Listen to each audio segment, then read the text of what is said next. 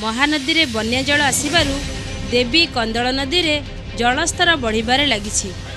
नदी बंधरे थिबा Sudam polar 2टी gate खराब थिबारु नियाली ब्लॉक रो 3टी पंचायत सढ़ांस तिहुड़ी और कपासी रे शह शह हेक्टर चाष जमी रे बन्या जल पशि चाष नष्ट हेबा सहित धनजीवन प्रभावित हेबार संभावना देखा जाइछि।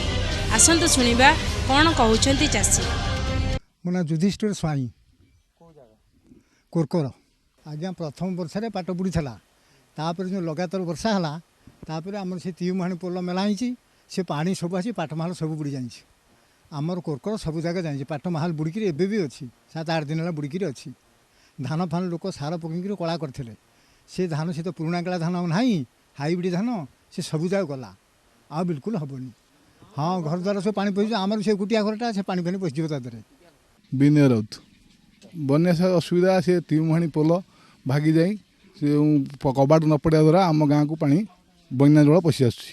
तेणु बन्या जल पशि आसिले आम गाँव में धन जीवन बहु हानि हबार संभावना अच्छी ना सकाल गाँ कहीं आसी ना धान सब चलीज आज्ञा धान बुड़ीज सब चलीज हाइलिंग धान किसी रहा।